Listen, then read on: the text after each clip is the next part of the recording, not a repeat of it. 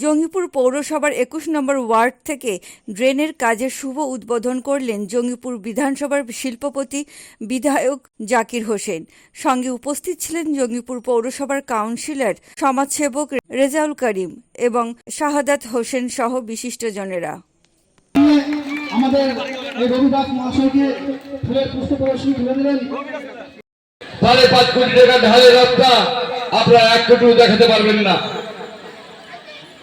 ১৮০০ metre ড্রেনে ৮০০ হয়েছে, ১০০০ মিটারই নাই।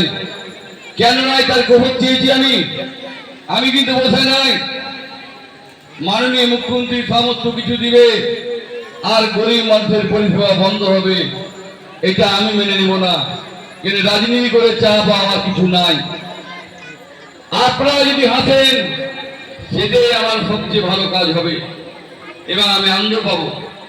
আপনারা জানেন এই ২১ নম্বর থেকে অনেক মানুষ যা মা বোনেরা যায়, কার অপারেশন হয়, কার মেয়ের বিয়ে হয়, এবং কেউ বইয়ের জন্য, কেউ সইয়ের জন্য যায়। একটা মানুষকে খাওয়ার দেখেছি আপনারা বলতে পারবেন না। এখন আমার কাজ লক্ষ্যটাই হলো ছোটো থেকে আমার প্রতিবাদী অভ্যাস এবং মানুষের উন্নয়ন হোক, মানুষ ভালো থাকে, এটাই আমার অভ্যাস। মাননীয় মুখ্যমন্ত্রী বলেন যতটুকু পারবে নিয়ে দাঁড়াবে, মানুষের উন্নয়ন করবে।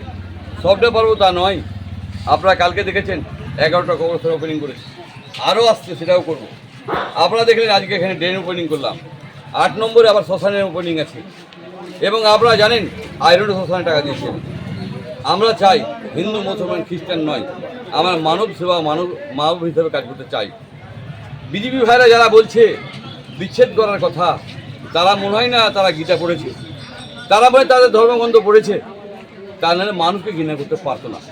তাই আমি তাদেরকে যারা খারাপ খবর দেখাচ্ছে, মিডিয়া ভাইদের সম্মান করি, কিন্তু যাচাই করে খবর করলে এবং সঠিক তাদের মিডিয়া চতুর্থ স্তম্ভ সেই খবর করলে মানে খুব ভালো হয়।